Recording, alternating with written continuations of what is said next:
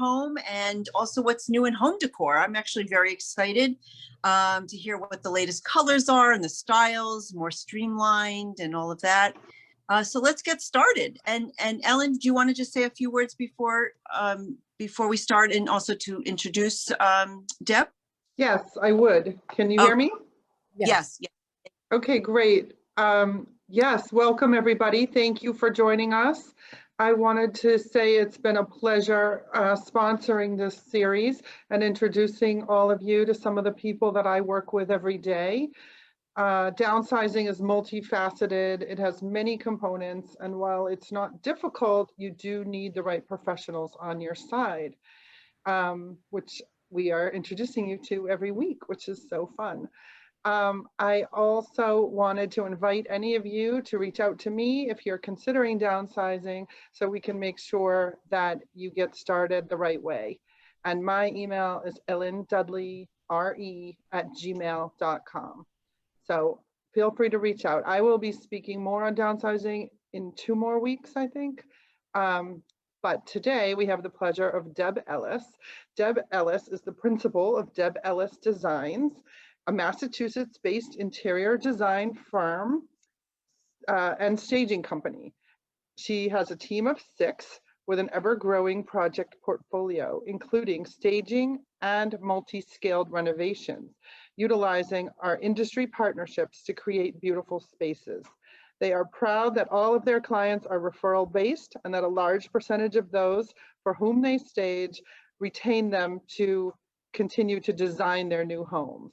So we are so lucky to have Deb with us today, and I'll let her take it away. Thanks, Deb. Thank you, Ellen, and thank you, Tracy. And I want to thank also the Newton Senior Center and Temple Manual for bringing everybody together for this event. I just want to talk a little bit. I believe the format will be we speak for 25 minutes or so, and then questions and answers. If we wanted to open it up and people wanted to put a comment while we're speaking, they just had to have a question answered at that time, we can look at the comments and try to we can try to speak with you at that time. So we decided to, stage smart, sell fast, make more is our tagline, and we really believe that staging will help people to do that.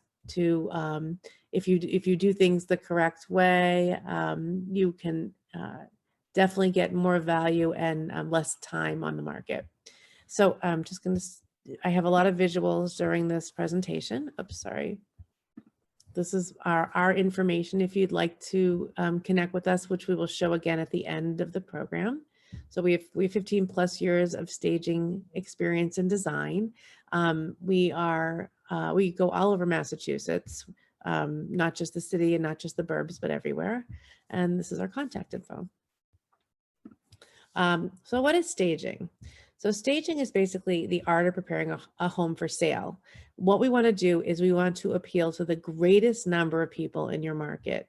And that can include cosmetic updates, functional updates, such as, if we walk through your home, we see if you need some grout fix, or you need to paint some walls, you need your floors refinished.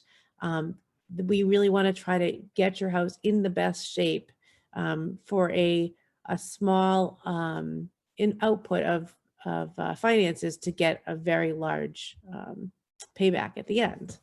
So, and at the end I wrote, a well-staged home will spend less time on the market and sell for a greater profit. These are just, oops, sorry about that. And I don't know that I actually can see, I'm sorry, if people are asking questions, I'm sorry, I don't know that I can see it on this, the way this is formatted. So if you can see it, Marcus, are you able to? I think we're actually all able to see just the public chat there. So it doesn't look like anybody's asked a question to the general group yet, but we can definitely, I think it'll ding too, as soon as we get some sort of message in there. Oh, and I want to introduce Marcus as well. Marcus works with me. He's one of the really important team members. He sort of is my right-hand person and helps us with every aspect of what we do, from staging to design. So, all right, so I'm just going to put up the screen that talks about the Massachusetts Association of Buyer Agents said that 90% of buyer agents say staging affects the buyer's view of the home. And there's some pretty good sized numbers in here. Staging helps 81% of buyers find it easier to visualize a staged property as a future home. Staging prompts 27% of buyers to overlook property faults. Buyers linger in staged homes an average of 40 minutes compared to just 6 minutes overall. That's actually that's a pretty big influence that staging has. And then bottom line, Ellen, I know you work for KW, so bottom line, we picked something from the KW site. The bottom line, staging is more than an exercise in tasteful interior design. It's a business decision that can have a huge financial impact and return and timeline. Okay, staging breakdown. I just want to talk a little bit about what we would expect if you had a stager come into your home, whether it's me or anybody else.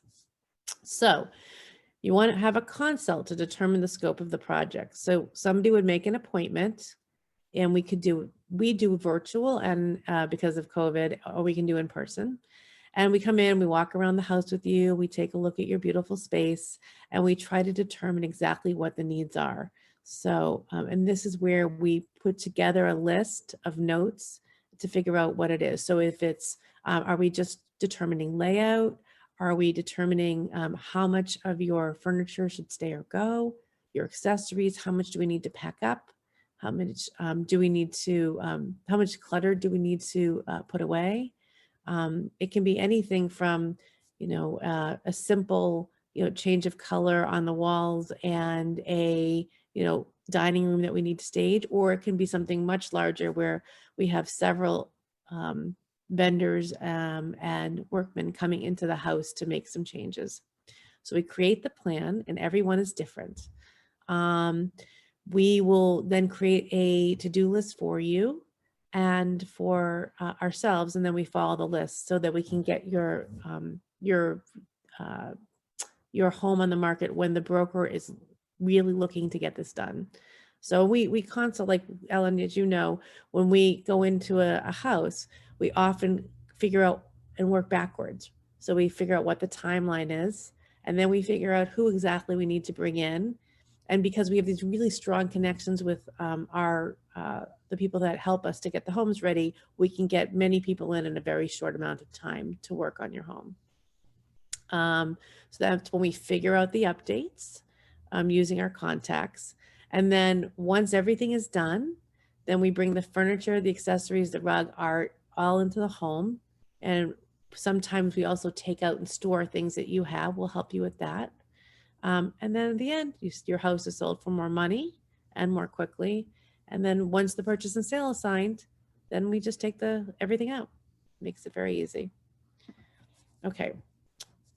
Sorry. Top 5 staging tips. And Marcus, if you want to raise your hand, if there's anything you want to add, let me know. Declutter and organize. This is probably the most important step. And it's not always a step that we're involved with. We are helping you to figure out how to do it, but obviously you know what you need and what you can store. And but we can help you to figure out what it is that should be out and should be put away. So decluttering and organizing is very helpful. Eve spoke to us last week. She is fantastic at helping in the process. Someday I would absolutely reach out to her, and she has a myriad of people that come into the home and help, or we can also do it simply ourselves. Depersonalizing. What that means is taking away this as being your home. So removing photos of your families from the wall, sports memorabilia that you may have won at an auction, things that make your house not feel like somebody else's house, we'd want to pack up and put away. Neutralize and update. So lots of us, including myself, I love color. I love color. I live in lots of color, but not everybody would like my color. So what we would do is we would take away things that make it, give objections to the people who are buying the house. So if we have red walls, we really would want to paint them a gray grayish or a lighter color. Some things we would want to do is if we have a very interesting bathroom, but only interesting because it's Art Deco or has a very specific style, sometimes we'll update the bathrooms. Countertops, sometimes countertops are, you know, from 30 years ago or 40 years ago. We love them. We don't mind living with them, but somebody, a young family or somebody coming into the space may want something very different from that. So neutralizing an update is very important.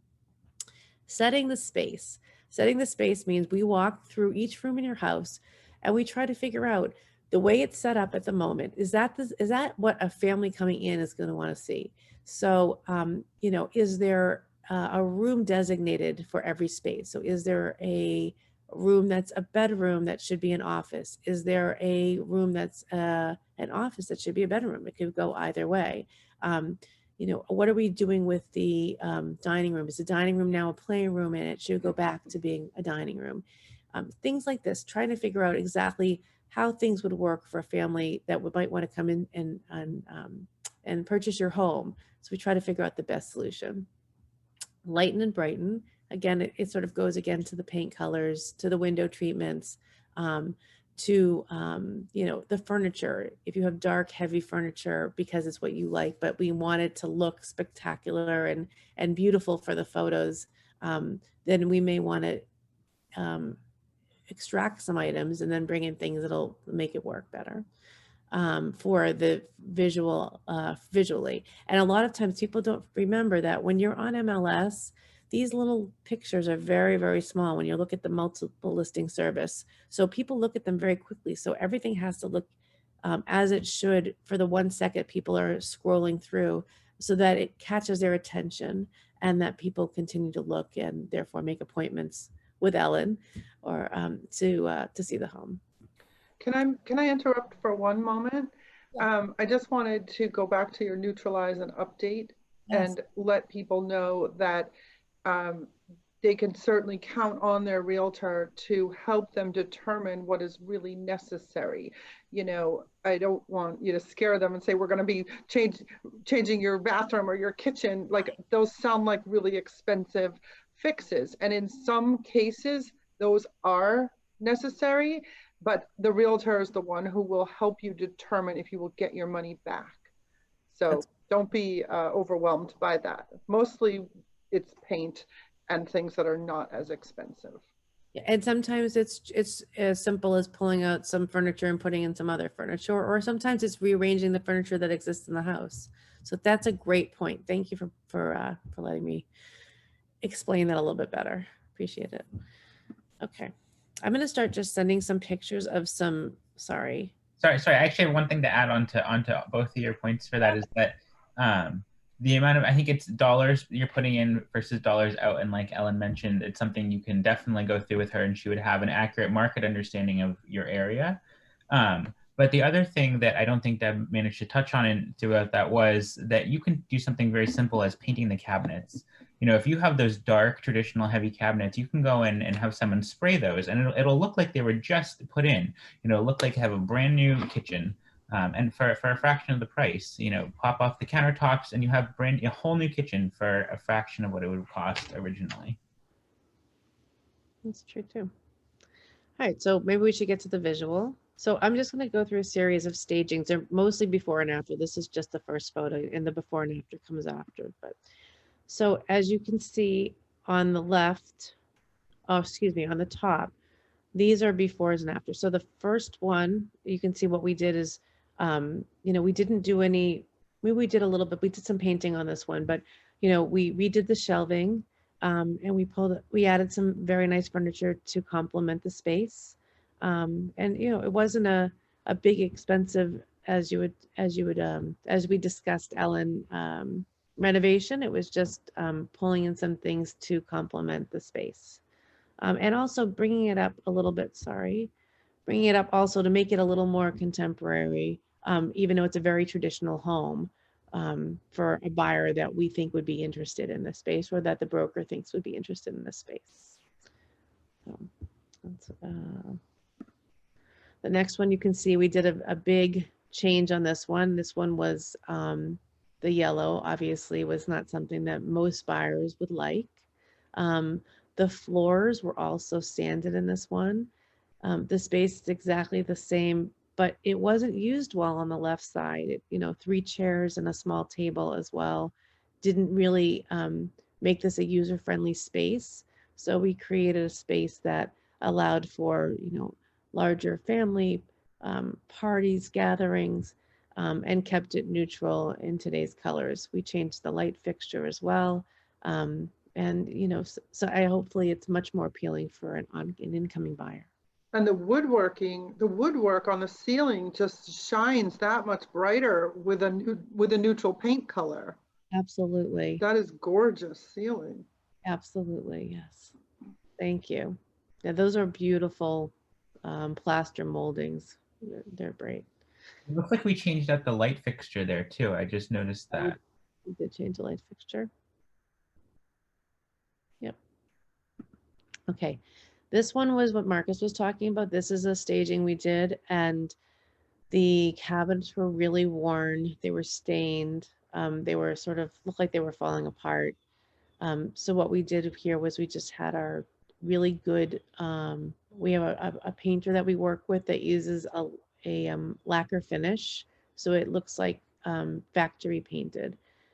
So we asked him to just paint the cabinets and the island, and you can see the shelving to the right of the kitchen, and it looked like an entirely different place when you were done.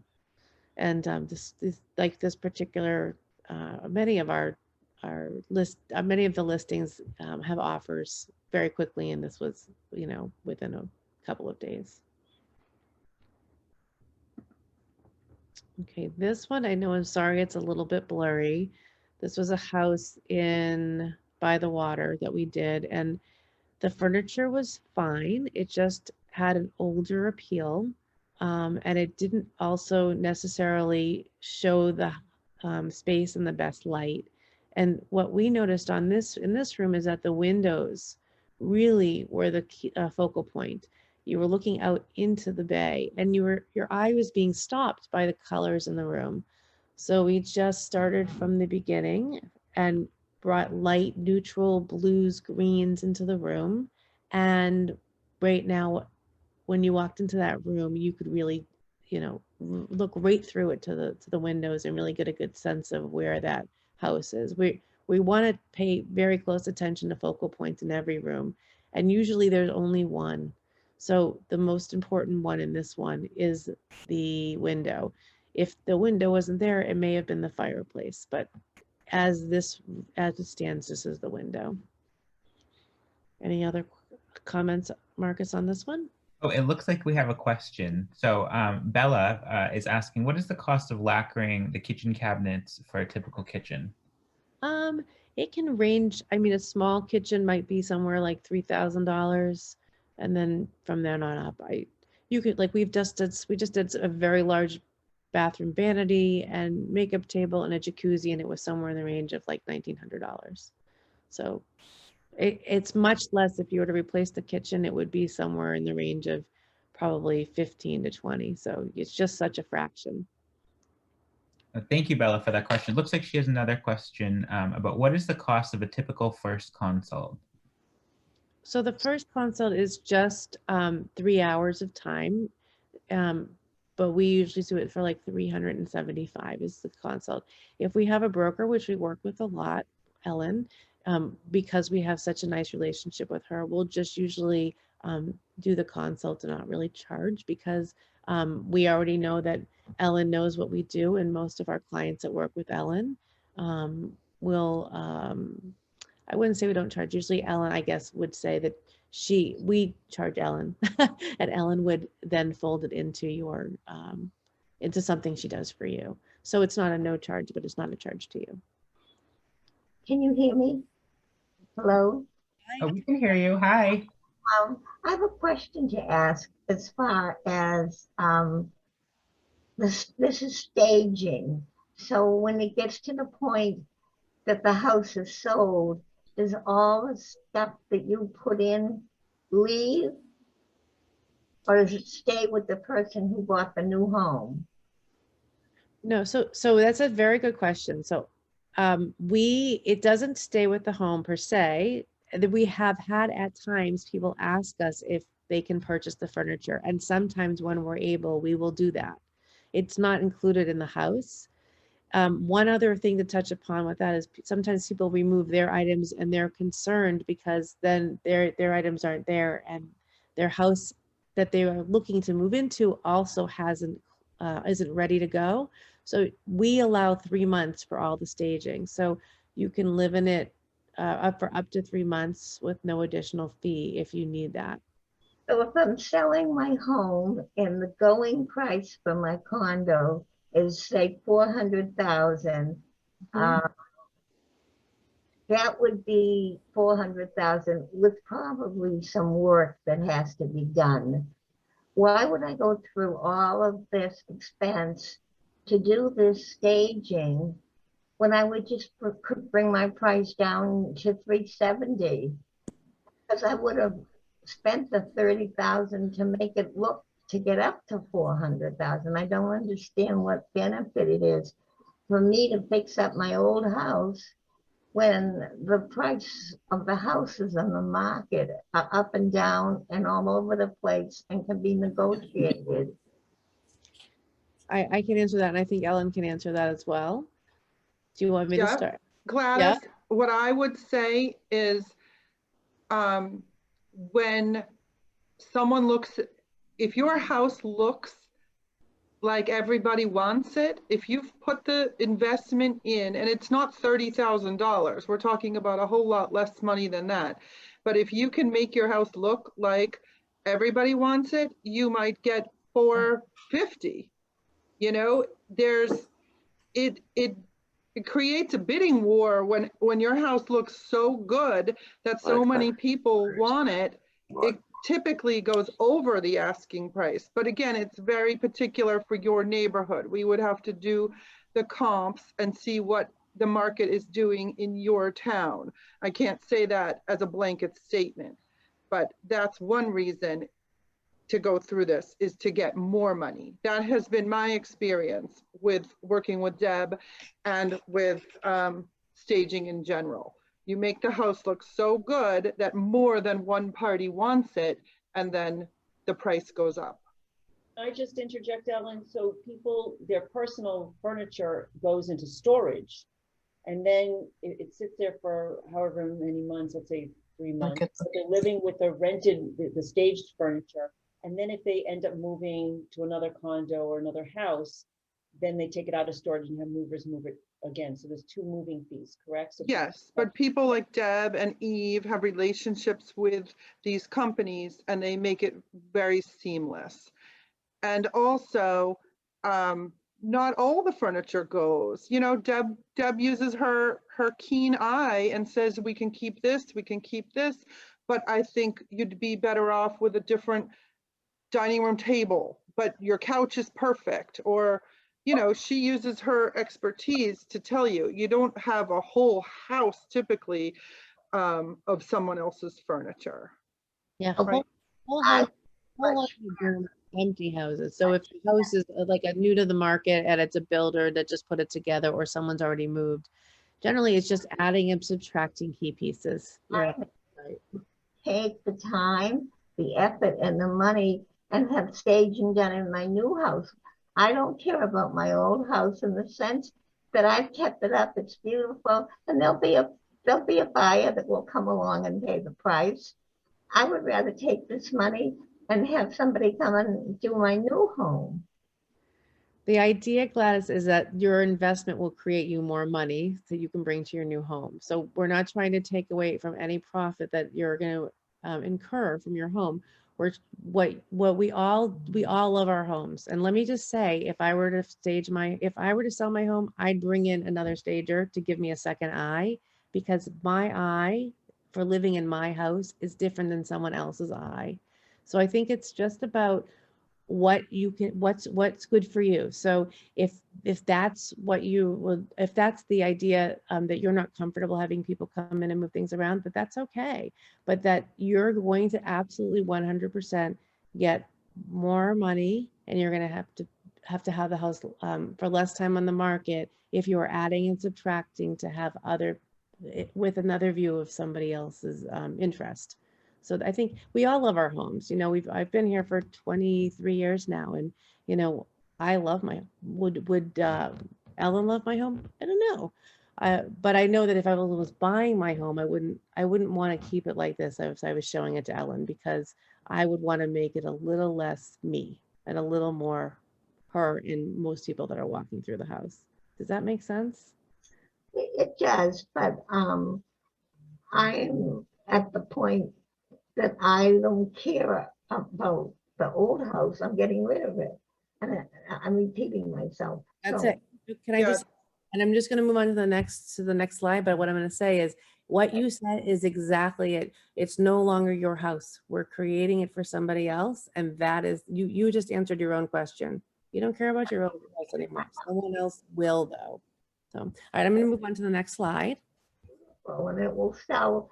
I know it will sell. I mean, I have enough to know that it will. But thank you so much. I appreciate your answer. Thank you. God bless your work. Thank you. Thank you, guys.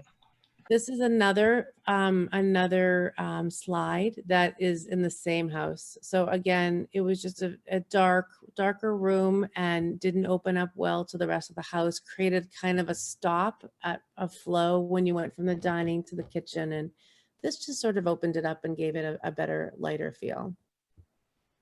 Let's see, next one. Again, same house, you know, we moved around and put a little more contemporary and lighter colored stools. And then you can see the dining room through the opening, and the kitchen as well. And, you know, everything sort of flows. Again, your eye doesn't stop. You get to see the whole space. Okay. This was another, oops, sorry. A living room. You can see on the left, the people that lived here, you know, they enjoyed reds and darker colors and less contemporary furnishings. And we just came in and we actually added a coat of paint, I think, to this house, and we just made it more usable. We brought in a sectional that gave more seating to people and opened up the room. So now we only had to have one chair on the right instead of blocking the window and the fireplace. And it just created a better visual flow for the space. And on the bottom in the same condo, you can see they had very dark, very oversized furniture and just lots of stuff. So again, just organizing, putting things away, changing the color. And I think in this one, we also redid the floors because they needed it badly on this level. You did. And you know, a little bit of art and a little bit of bright color, and that's that room. Anything else to add, Marcus? I think we actually did some work on preventative maintenance in this unit, specifically around some of like the roof. What's it called? I'm blanking on the name. The skylights. We went in and took care of some of the things that might cause someone to do a second look at it. You know, there was no known issues with it. It just happened to have been there from previous years. And so we just went in, we painted again. Let's see. All right, here's another one.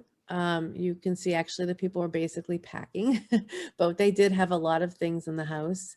And again, you can't really see it, but out the window, they were on the Boston Common and you couldn't see it from here. So because there was so much going on, you didn't really notice it, and you can really notice the window and the flow and the water, and it just was very, very nice. And again, the setup with the there wasn't an area for a dining area. We had to create one here. And so when somebody came in, that could be an objection. We don't have a dining area. So we tried to think that through and create enough seating and the dining area in that space.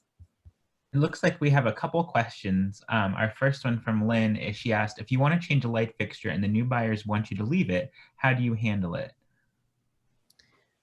Generally, if you're changing a light fixture, it's not an expensive light fixture. We're changing it to something that is appropriate for staging. So maybe it's $100 or a couple of $100. So it would be okay. I think at that point, it would be a negotiating term, but I would allow the buyer to do it. A lot of times people are taking out light fixtures that they really love and adding in an inexpensive light fixture so they don't have to give that one to the buyer. So that happens a lot. Does that answer the question? I hope. It looks like we have Bella again. She said, I think a staged home looks much better than one not staged. It's like looking at a model home versus an empty house. It looks better staged. Yes, I think we would all agree with that. So thank you. And then Vicky, can the seller contribute to determining the quality and cost of the replacement flooring and cabinets, etc.? Oh, of course, it's always your choice. It's your home. We will always allow you to make a choice. We have things, general guidelines that we sort of follow because we've done it maybe, you know, I would say thousands of times over the years. So we would give you some options that we think would work, and especially thinking about the trends of today. And then we would allow you to make your decisions for sure. Thank you for your question. Okay, there aren't too many more stagings, but this one's, you can see, as we were talking about before, this would be an empty house that we staged and again brought the colors together using the current colors of today, which are a lot of grays. We worked to keep it all contemporary for this particular house. We pulled in the orange from the artwork and put it in the pillows, and on the side tables we added a little bit of the orange for to complement as well. So, you know, just bringing in again grays, whites, neutrals. These are big colors of today. Deb, let them know that you also bring in the artwork. And Oh yeah, you bring in everything, artwork, everything that you see in a newly staged space that has nothing in it. We bring all of it in. That's right. Artwork, rugs, accessories, furniture, lamps. Again, just an empty space with actually a very good light. And, you know, we just brought in, again, making like in this room, we could put in a bench and a seating area and a king size bed and 2 end tables. And I think sometimes people wonder, what can I fit in a bedroom and a master? So we try to put in the largest bed possible. And then we try to add any accessories that we can, or seating for people, so that they have a good vision of what that room can be for them. Again, another empty space. You may look at this space and think, and I think I would, that you can't fit a dining,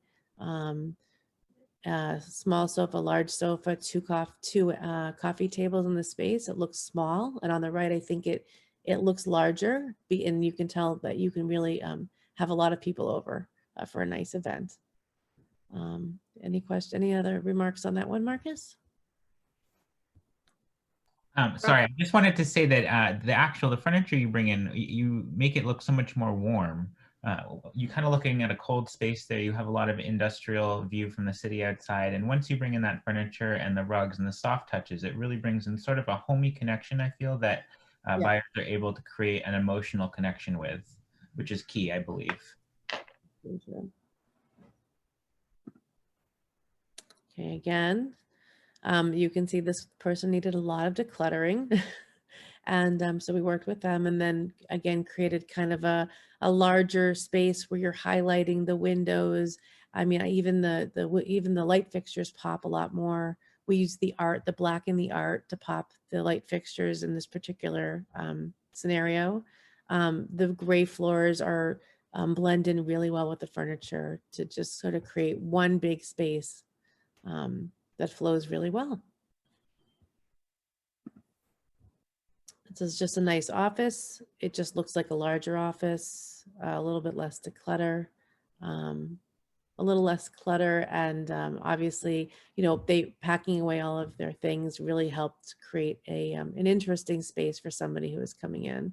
Again, we took the colors from the rug that existed and brought it in and pulled them through to the couch and the accessories and the throw pillow to help with some of that as well.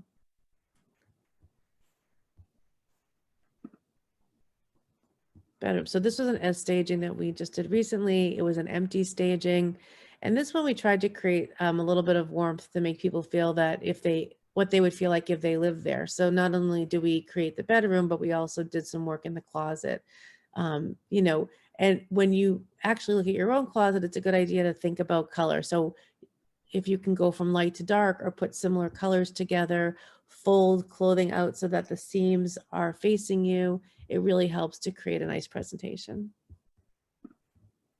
It looks like we have another question from Daniel as well. He said, I noticed that you use smaller rugs. I've heard that larger rugs make a room look larger. Do you agree or disagree? I think it depends if we're setting a space. So yes, I think large rugs can do a nice job of making a room look larger.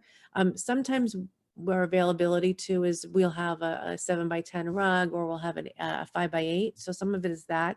Larger rugs are often custom sized, so it's not necessarily a staging possibility. Sometimes we do custom rugs. But yeah, I think you're right. I think there's a little bit of both. I think sometimes it sets a space, and sometimes it isn't necessary. So, Yeah. anything else? Okay, so in this one, he's a very nice man here. They lived here. They lovely guys. They lived here for quite a number of years. I again enjoyed living there. Love their pink moldings. Love their pink carpets. But we just knew if somebody came in that they really would need to be updated. And I think there's quite a difference in the before and afters.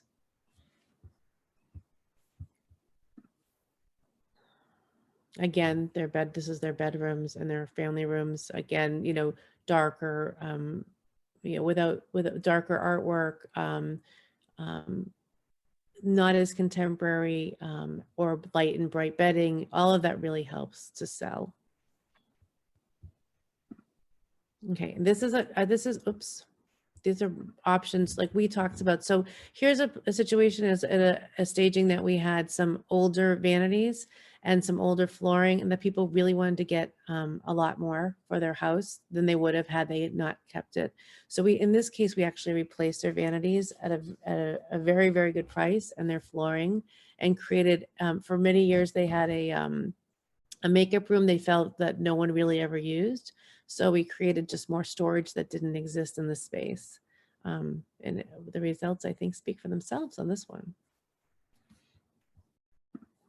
And an outdoor space. With the pandemic, outdoor space is huge.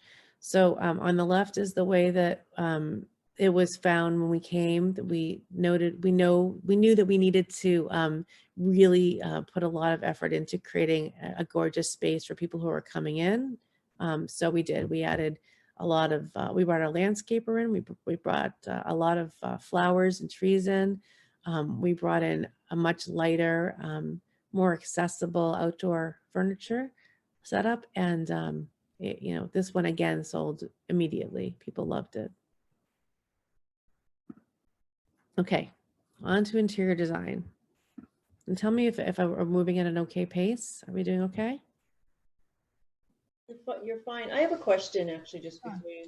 So I don't know if other people are thinking this, where do you get all this furniture that you're using to stage? Do you have like a storage warehouse? Because what worked in one of the rooms, you said there was a rug and it had some gray and yellow, so you pulled that into the room that you were decorating, but that may not work in another house. So where do you have this, like, you pull it from a hat? Like, where's all this furniture coming from? That's a good point. Yes, we have a very large storage space, and we keep all of our art, accessories, furniture there. But we also will do things, if we have a particularly small space, or we will source things that we need if we go into a house and we have enough time. So like, for instance, we're staging a place this week and we definitely need like a very small fold down table to push against the wall because there's not enough room. We may not have that, but we will get that because we need it for that space. So, but 99% of what you see in there are things we already have. And one more question, maybe this is more for Ellen, but newer houses. I live off of Brookline Street in Newton. There are a lot of houses that they take down and they build new houses. So there's a house on Brookline Street, and I walk by and I see that somebody has staged this house. It's right on Brookline Street near Loris Lane. And I'm just wondering, from the road, it looks beautiful. I'm wondering, in your experience, do people, when they buy the house, it's a new house and the staging furniture looks pretty new, do they tend to buy it with it because it looks so beautiful how they stage the rooms? They often will ask us if they can, and if we are able to, we will. Sometimes it's hard to let go of all of the furniture because we may need it for another staging, but we often will allow it. Or we can help them to replicate it, which is when the design comes in, right? People are asking us afterwards, can you design our house? And we're happy to do so. Well, I have a funny story. I just went to a client's house. So we've been designing her house piece by piece over the last 10 years, and we started as a staging client. And she actually took all of her like bedroom furniture and brought it into her new house. And when I walked in, I said, oh my gosh, it's still here. Like 10 years later, you still have the staging, and she loves it. So it all works out fine. So we can do both. Yeah. Okay, interior design is very different from staging. It is the art of creating an aesthetically pleasing space, marrying function and fashion. I'm all about function. Function, I think, is as important as fashion. We have to figure out what the use of the rooms are and how you want it to work. So a lot of times people say, oh, you're an interior designer, that's so fun. It is fun, but we also have a lot of work. We do a lot of research, coordinate, manage the details, follow up. So there's a lot of extra things that go into creating a space, but we really love it. It's what we do, and we enjoy the process. And we do everything from, and this is what a lot of interior designers will do. We do everything from furniture to paint colors, and then full renovations, partial renovations, helping select lighting and artwork. We have it all. So then I'm just going to show you some before and afters. Oh, we'll go through this quickly. I can't even see the screen. Hold on. Design trends of 2021. So a big thing with the pandemic things are changed, right? People are looking for different things than they were. So livable luxury, people really want to live in a comfortable space now. Versatile furniture. So versatile furniture, things that may be able to move from one room to another, or that you might be able to have smaller pieces to create new spaces within a room. Home offices, people are looking, and this is important to know for when you're selling your house, a home office or two. People are very into home offices. Closet, functional and fabulous closet spaces. So we work with a couple of really great closet people. You can do anything with a closet now. You can light it. You can have shelving, shoe shelving. You can have, it's endless possibilities. You can have 3 or 4 different finishes in a closet, or you can just make it very basic and just meet your needs. You can put baskets in, or shelving in, or hooks in, for backpacks or hats. Just, there's so many possibilities now. Grays are still in, but we're going a little bit darker this year. Ultimate gray and urban bronze are these really nice, deep, rich grays or grazes. Earthy palettes and textures are here. People are doing like with rope and shell and metals. People are mixing up finishes, and people are really having fun with earthy palettes. Tiles. I don't know if people have seen, there are a lot of interesting shape tiles now. People are using all sorts of shapes, not just rectangles or squares, but just very fun. And painted tiles are very in now too. So people are creating sort of like a nice piece of art on their floor and on their walls. Edible gardens, I thought was a fun one. People are, especially in the cities, but everywhere I've seen, people are, instead of just plants that are plants, people are actually like growing a lot of herbs and things that they can use because it's a nice thing to do and have during the pandemic. Appliances are now trending, brushed silver is always going to be in, stainless steel, but also there's new appliances that are white ice and slate finishes as well. And they're matte, so that you don't see the fingerprints. Wood floors, wider planks. So a lot of us have the typical oak in our houses, and now we're doing wider planks and multi-sized planks, which are kind of interesting.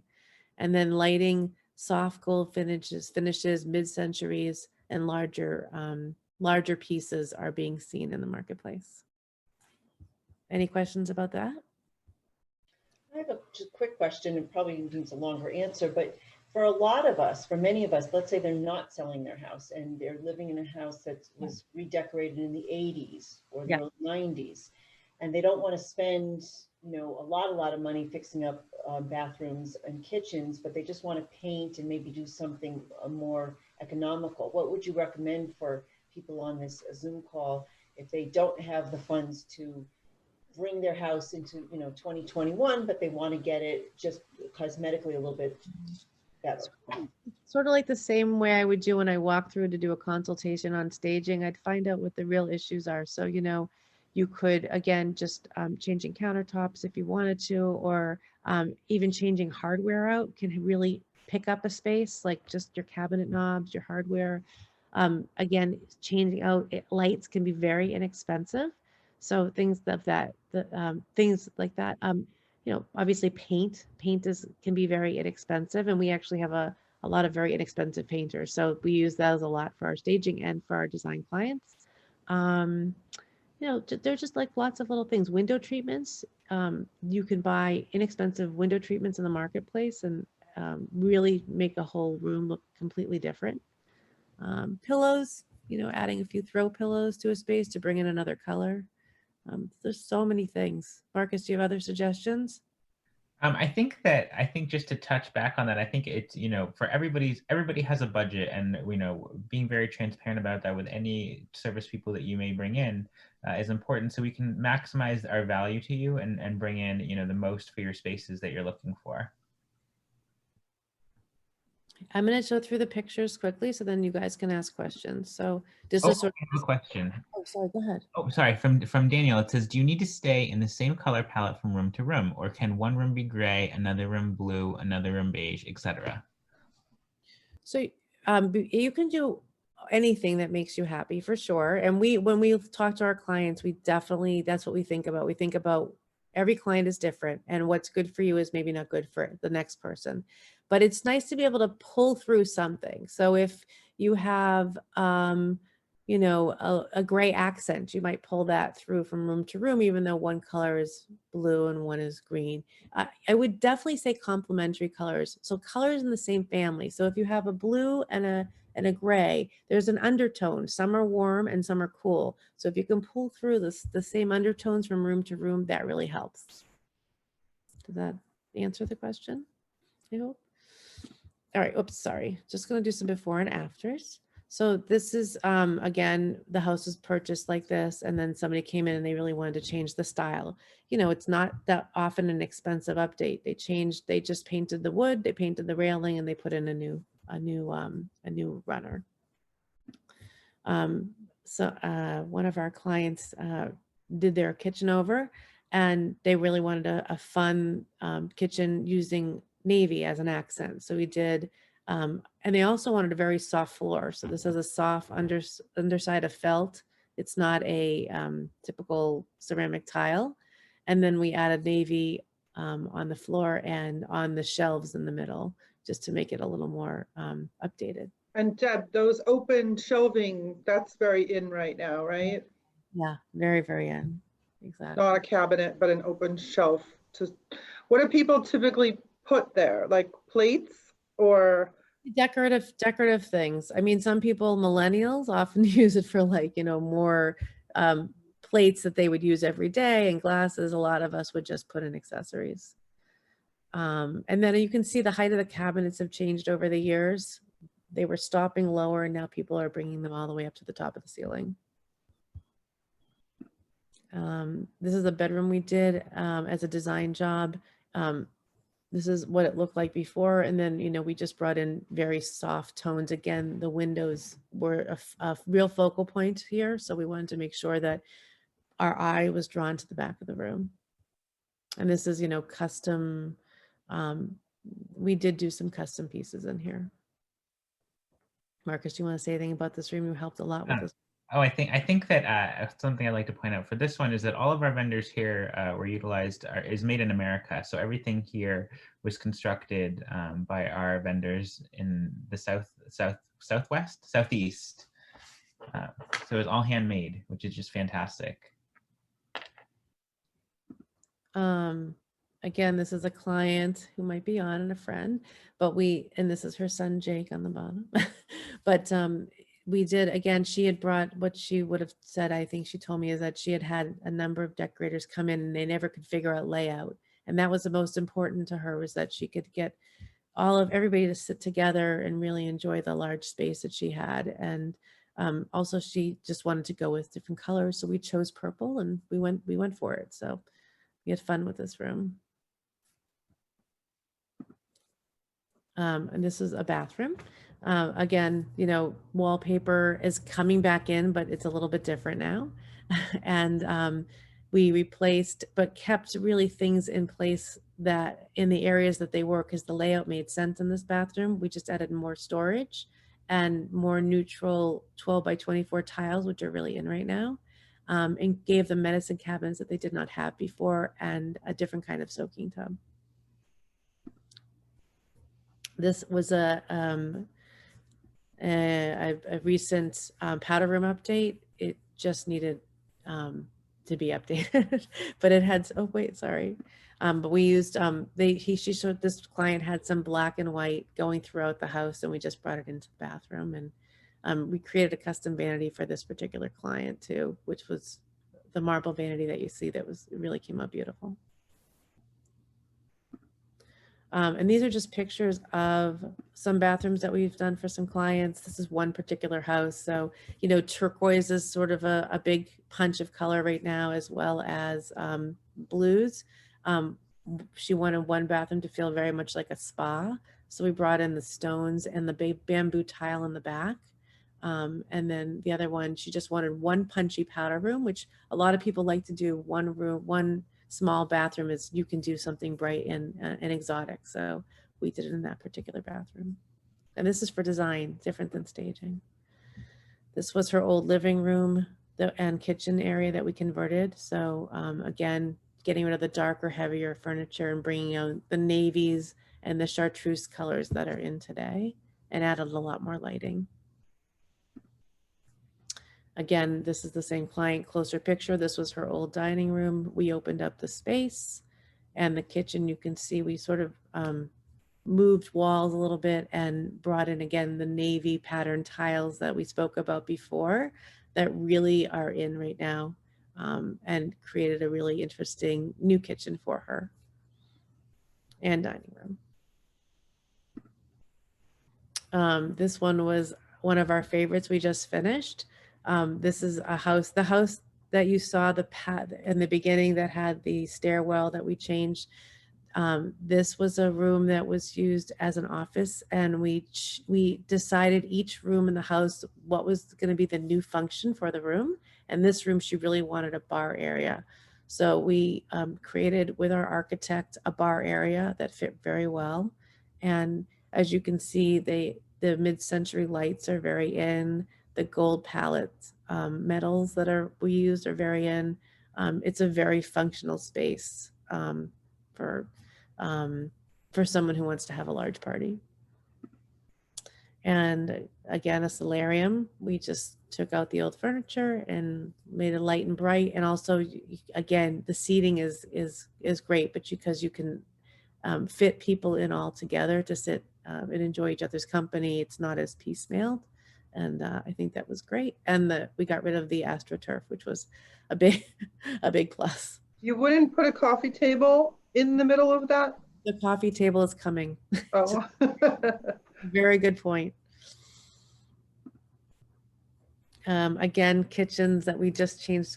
We changed some walls around, brightened up the space, put in an island. Ellen knows this. So this is one I purchased and did for myself. It was a flip, and we were able to make a very good profit on it because we created something that clients really wanted to see. Oh, and then this is the last one. This is a before picture. It's a barn that was completely reconstructed for living space. And that's the end result of the living space. So we created 2 bedrooms, a bathroom, a kitchen, a living area. And actually this is an Airbnb now and it's doing phenomenally. And that's the bathroom that goes with it. So again, just created a bathroom, glass, and we did some glass and marble and custom pieces in here, but it's a beautiful space. And that's it. And this is, again, my information, my email, my address, my phone number, and feel free to call me or email me if you have any questions, and happy to take questions now. So it looks like we have a question from Bella. It says, I find that in some of the photos and some of the before and after, the photos are taken from slightly different angles. Can you take the screen sharing off? And the scenes are different. So I think that she's asking, is the direction of the photography matter? Yes, in the best of all worlds, we would have the same person came take the befores and afters. It would make it a lot easier, but usually it's one of us taking the pictures as we're walking through the house through the consult, or just before we stage, and then it's often the professional photographer or another person taking the after. So we don't always have those pictures with us when we're taking the afters, but we try to match them up as much as possible. Deb, how long would you say the trends last? You know, like right now, I know the gold is in. The gold, you know, pulls on the hardware and the lighting. You know, how long do you envision that? Like, how long was the last trend of the silver? Everything was silver, you know, before it was, I don't remember what, bronze? I don't know. So it's a good question.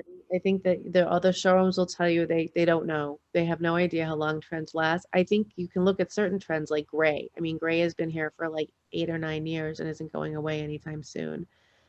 Finishes are a little more trendy. So, you know, I think you're probably good for 3 or 4 or 5 years, but I think beyond that, nobody really knows. But, you know, mid-century, for instance, is huge right now, right? I read somewhere where it's not going to be as big next year. I tend to doubt it. I think it'll be big for a long time. So, you know, it's hard to know. It's a good question. Deb, is oversized furniture or smaller furniture in? Years ago, you know, we had this, well, you showed a room, it was like a solarium with a very, very oversized couch. So some rooms do still have the oversized seating, but then do other rooms, do you put in smaller pieces of furniture? How do you judge what to do there? So I think the trend is sort of towards transitional furniture. So transitional furniture tends to be cleaner lines, you know, not the big bulky arms, less pillows in the back, you know. So I think that's the trend now. But again, when somebody does their house, if somebody is comfortable with a oversized couch and it fits in their room, we don't push against it. It's all about your own style, right? Some people are very traditional, some people are transitional, and some people are crazy contemporary. What we would do though is, and you know, you could do this as well. If you had you could tape things down to see how they would fit before you put them in the space. Or what we usually do is we usually have a floor plan person come in, and then as people are looking at furniture they're interested in, we put them in the space on the plan. And then you can see, like, if you want an oversized couch, but it's a big room and it fits, great. I think that's fine. So I think it just depends on what fits. You know, you wouldn't want to put a big oversized couch in a very small, narrow room. So you mentioned grays have been in for the past 8 years, and I know that you put on the list something Pantone 2021. Yeah. Color of the year is ultimate gray. I actually cut that article out of the Globe. Yeah. So I have it here, and it mentions just what you said, the Sherwin-Williams and the different colors, but they also talk about a lemonade color, which reminds me of the color that I had in my bedroom probably many, many years ago. So, but the grays, you're saying that they were a lighter gray the past 8 years, and now they're more of like a darker hue, or? Yeah, yeah. What we're seeing now is that that there's a darker hue coming in because people were always doing light and bright, and only really doing a darker color in like small key areas. But people are going for cozier. I think it's because we're also doing less open spaces. Maybe you know, the trend is now to close off spaces, not have as much open because of the pandemic, really. So I think people are looking for a cozier space that they can work or live in now. And you, just one more question, and I don't want to hog the questions. You showed stairs. There was like a runner, and Yeah. one was like red on the side, and one was a lighter color. And you said the stairs were painted. So were the stairs? Although I think the treads were the stairs were painted. We did do stairs that were painted. Not everybody likes to do that, but and they were not painted. Sorry, they were stained. So they were stained. Oh, you said okay. Okay, so they were stained a very dark. So Yeah. the stairs were originally what was on the left, and they stained it because it was stunning what they did. Yes, I Yeah. agree. Yeah, beautiful. Thank Any you. more questions? It looks like we have a question from Daniel. In a 3-bedroom house with a large eat-in kitchen that seats 8 to 10, would you convert a small dining room or a bedroom to create a home office for staging purposes? Marcus, what do you think? I'll let you go first. So I think from a staging standpoint, I would consult with your real estate agent, Ellen, in this case, to ensure what market value was calling for in a 4-bedroom home market. I'm sorry, in a 3-bedroom home market, and ensuring that you meet the qualifications for that bedroom first off, and then second off, I would say in this instance for staging, our home offices have been doing very successfully. I think in a lot of the stagings we've done a home office and a home office space. And especially kind of playing to people's needs and wants during this pandemic. So yes, I would go with a yes on that one. In that case, a home office all the way, as long as your real estate agent professional advises you to. Well, I had a 1-bedroom, and we rearranged it to put it was such a large bedroom that we made an office in the bedroom. Yeah. That was the right answer for that. Yeah. It just depends. If you don't have 3 people living in the 3 bedrooms, you could convert one of the bedrooms to an office. It really does depend on the space, as Marcus said. Agreed. Oh, perfect. I agree with both. It looks like we have another question too. So where do we begin to sell? A real estate agent first? Does your company, Deb, work with a variety of agents? We do, but we love Ellen. We do. We work with a large number of agents. We feel very particular about our relationships with them. Ellen has been, we've been working with her for probably 10 years now, and she's been amazing. But yeah, we work with many, many agents. So I think the other part of that was, where do we first begin to sell a real estate agent first? And I think it also goes both ways. There's two pieces of that, one for the interior design and one for the staging. And the staging is where you would come in with an agent, but you can bring in an interior designer at any time to your home. We can always come in and take a look and sort of listen to your wants and your needs that are going on, and adjust it and update it and refresh it to make it yours. So let me ask you, so if one of our participants called you and they had you come into the house, they weren't selling, so they don't need the staging part, but they want to give their house a little bit of an uplift, I guess is the word, to make it look now again 2021 instead of 1975. So so you come in and you say, well, here are my recommendations. So you reach out to the painters and the decorators that that's how it works, or do you tell them what to do and then they go and they hire their own people? We do.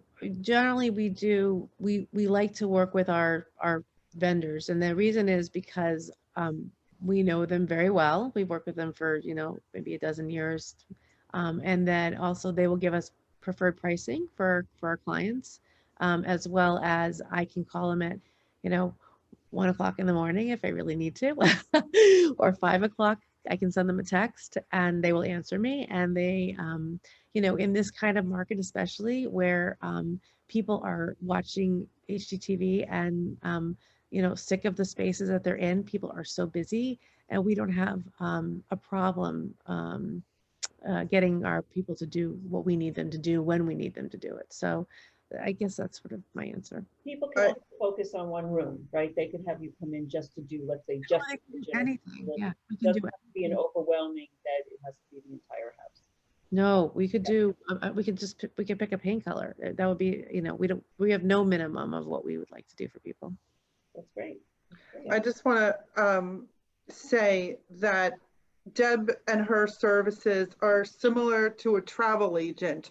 whereas you could do it yourself, but there's not a lot of reason not to use her services because she gets you a better deal, because she knows all the players. She knows who's good, she knows who's bad, she only works with the ones that are good, and like she said, she gets amazing pricing. So it's kind of like a travel agent. Like, why wouldn't you work with them? They're, you know, they're gonna tell you where to go on that you know, excursion because they've been there and they've done it, and it just makes much more sense. So I highly recommend her, because not only for her tremendous eye, but also because of her connection. She's got good connections.